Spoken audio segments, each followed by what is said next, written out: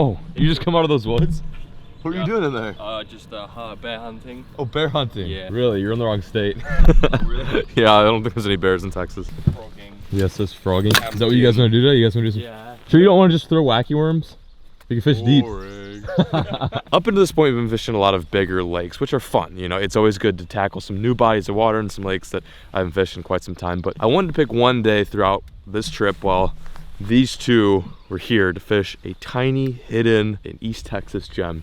And that's where we're at today. There's so many good lakes in Texas, but there's also a lot of really tiny, like very secluded, low-key spots here in good old Texas. So that's where we're at today. Fish are busting, and these guys really wanted to catch some topwater fish before they go back to UK. And I don't think, well, other than the unintentional topwater fish Alex has caught, they have not caught a surface fish with like a popper or a frog yet. We've got high pressure conditions, it's overcast, nice cold front rolling in, about 54, 55 degrees Fahrenheit. And I think that with the help of this month's April MTB Pro Box, we can get the job done. I've got one lure in here that I'm really stoked to try. Here she is, nice little prop bait. I think this will do them dirty today. I'm gonna get you guys rigged up with a frog, maybe a Senko, maybe, I don't know, let's just get after it. You want me to just wrap up this intro so badly, don't you?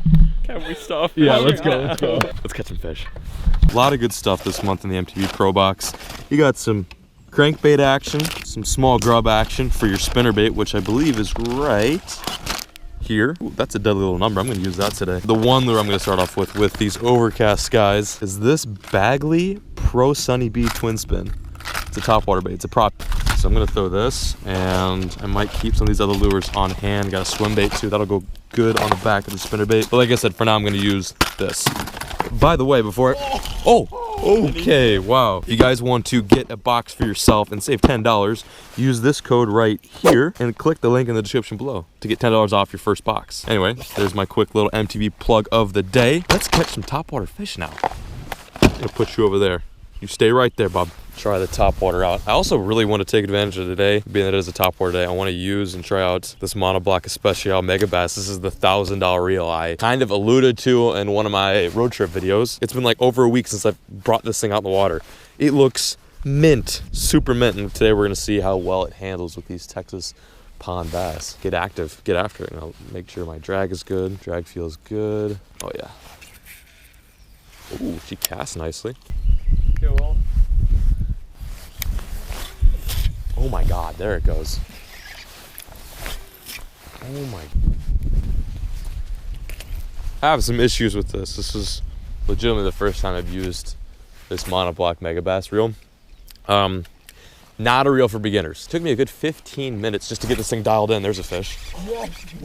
As I'm talking about the reel, I get just cranked.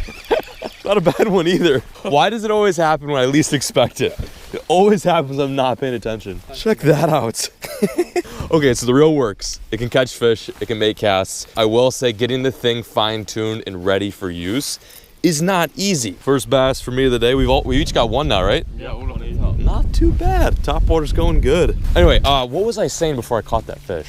Or I guess before that fish caught me. Oh yeah, the reel, it takes some time to get tuned up. There's no labels on the braking. There's no like sign or direction which way you need to get this thing set for everyday fishing use. Right now I've got it set what I think is like just below in between maximum and minimum casting breakage. There's like a big dot right here and a small dot right there. I'm guessing the big dot indicates that it is full on brakes, and then the minimum means less brakes. Taking a guess. Again, I have no idea. I purposely didn't do too much research on the reel so I could just base everything off of my initial impressions. Then of course you've got the spool tension, which has to be really loose in order for you to get a really long cast. But once you get the thing all set and ready to go, it bombs. Like, this is not a heavy lure. This is a tiny little balsa bait, and it just freaking shreds right through the wind, and it gets basically where I want it to be. I like it so far. I didn't like how freaking long it took me to get this thing dialed, but once I got it dialed, it's crispy, Krispy Kreme. Juicy. Oh, that was sick. That was sick. They are fired up right now, guys. If they're gonna eat a swim bait like that on top of the water, they are just pissed. That fish destroyed my swim bait. They are fired up. I'd have to say that swim bait does the job. Definitely works. Rigging is really simple on this thing. I've got a, what is this? A 1/8 ounce weighted swim bait hook. It's got a screw lock on the front so I can keep that bait in position without it falling off on like the first fish. And we're just gonna screw the nose on there as tight as possible. And that bottom section is a hook slot. Gonna bend that back just a little bit and bury that hook in there. Just barely expose it. See, it's totally weedless. Not gonna get hooked up on any weeds. And we're throwing it right in this isolated weed patch, and they are just loaded in here. Like I'm imagining there's probably 30, 40 fish just sitting here above the water column, below the water column, or I guess right at the above. I don't, that'd be, yeah. Above the water. Above, yeah, they'd be just floating. Yeah, thanks. That was kind of the dumbest thing I've said all day. You know what I'm saying? They're right below the surface. They're somewhere on the bottom, somewhere in the middle. Just trying to cover as much water as we possibly can. Okay, more casts, more fish. There's one. Double, double, double on the swim bait. Oh, come here. Come to Poppy. Oh, he's in the grass. Come on, get out of there. Oh, what? What? I brought these guys to the United States so they could catch fish, not fish bigger than mine. What is this? Well, confirmed swim bait works in the cabbage. God, that's dirty. Back in the water you go, little swim bait eater.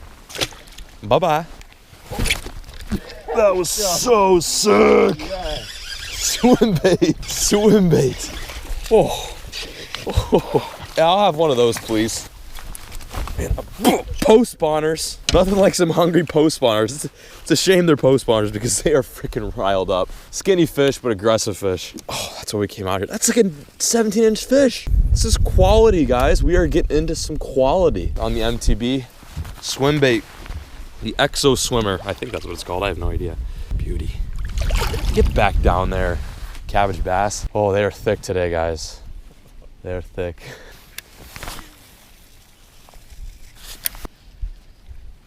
Oh, going.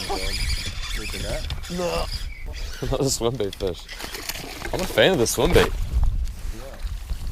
There we go. Chunky little 2-pounder. Chunky little 2-pounder. Another nice one on the swim bait. I can't put this thing down. I'm really liking these baits. They fall off kind of easy, but the hookup ratio is like pretty money, which I dig. Bye-bye. Ooh, sassy spat. Oh, there we go. There we go. There we go. This is so good. We're wrecking them right now. Absolutely. We are wrecking. Oh, God. Hey, would you like some side salad with that swim bait, buddy? He's got some vegetation in his jowl. Nice. Boom. Yeah, this is fun, you guys. Post-spawn action is just so much fun. These fish are just moving out from their shallow areas.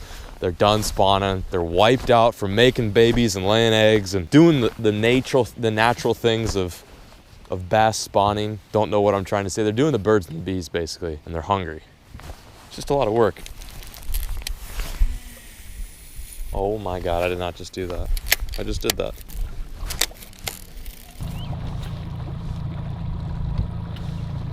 This lake went from being biscuits and gravy to just a whole nother body of water. It's crazy how slight change in conditions can shut the fish off entirely. Like, we're not getting any bites anymore. This morning started off so heavy, so hot. He caught his first ever frogfish. He caught one that was probably about 20 inches.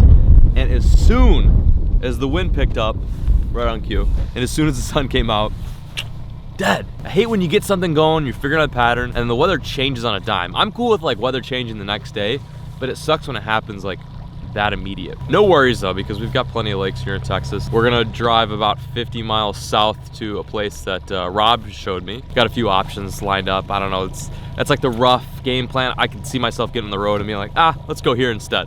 You never know. Never have set plans. Loose plans, good. Set plans, just they never work out, so don't even bother. Not a bad morning. I can't complain about the morning. The afternoon can kick rocks as far as I'm concerned. But a morning top water frog bite, not too shabby. I want to know how you caught these fish today. I'm curious. Because I watched you do it, but you never really explained. So what I did was, Yeah. I got this rod. Which one? This one you're holding right now? This one, this one. Oh, yeah. okay. And Which is What's the length on that one? Why are you looking? I thought you knew. 7.4. Yeah. Knew that. And I was casting this black frog with blue eyes. I think the blue eyes definitely what made it work. I got brown eyes.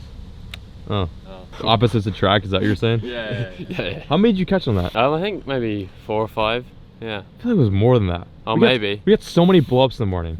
Yeah, that was good. Like, why? Why couldn't we just caught frogfish all day? This lake sets up perfectly. It's got a bunch of grass on the edge. The fish are in post-spawn mode. They're just frothing, man. They're angry. They're piss angry. And we only got like that much of a window to catch them. All right, let's go, boys. Chop, chop. Cheerio. Chop, chop.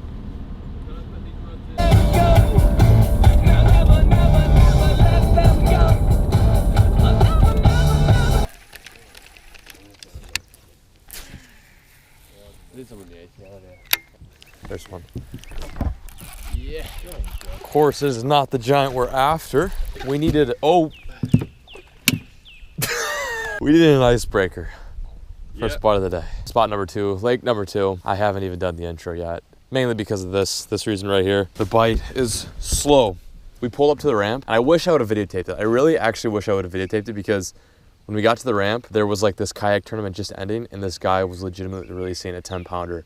So I've been full on, headstrong, not even talking to the camera. I've been fishing mode. I'm in fisherman mode. I'm not in YouTuber mode. I'm just trying to focus on fishing. It's crazy what seeing a 10-pounder up close and personal will do to how you fish. Every cast is just like, you have to take it so seriously. Welcome back. We're at the second spot. This is a little bit of a bigger lake. I thought this was a 10-pounder. It's actually not a bad fish, real wide. Look how stocky this dude is. We're back in the shallower side of the lake fishing a muddy, like hyacinth, not hyacinth, what is this? Milfoil? Coontail? I don't know. It's a veggie, dirty flat, and it's got 1 bass on it so far. We'll see if there's some more. Bye-bye, Bubby. There we go. Oh, wait, what did you eat today? One more time. Crisps and donuts. That's it. Since you woke up to now. Crackers or crisps, whatever the hell that is, and donuts are acceptable for only a few days. We've literally been living off of nothing but gas station food. So I'm finally gonna break out the George Foreman, or whatever, this is a Coleman, I guess, and cook up some brats. Get to bratin. How do you say it? Brats? Brats. Sausages. They're called sausages. Those are called brats. No. Sausages. No. Hot sausages. No. What do they call them in Wiener Schnitzel. Here you go. Thank you. Yeah. Oh, it's not a traditional brat. They're already cooked, and I'm putting ketchup on it. Kill me, sue me. I'm just super hungry. We've literally eaten nothing all day, and nothing feels better than after just a bum afternoon of fishing than some food. I literally burned that bun.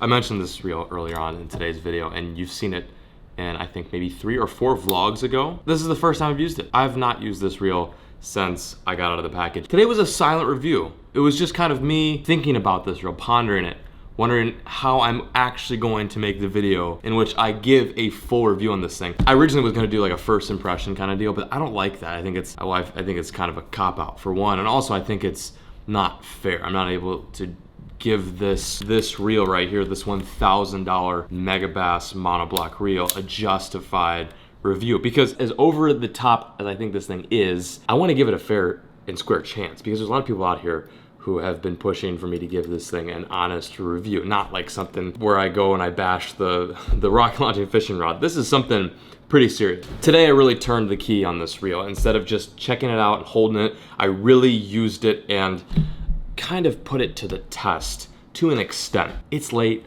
we gotta wake up early. I've got one more chance to put these 2 goons on a massive fish. We're gonna be fishing yet another small little body of water in East Texas. Then we might jump over to, I don't know.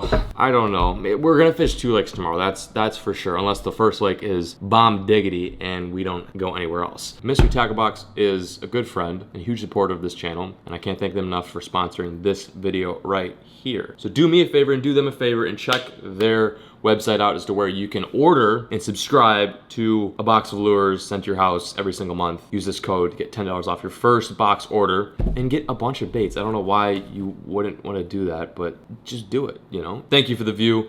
Peace, love, and as always, folks, keep fishing. Never stop.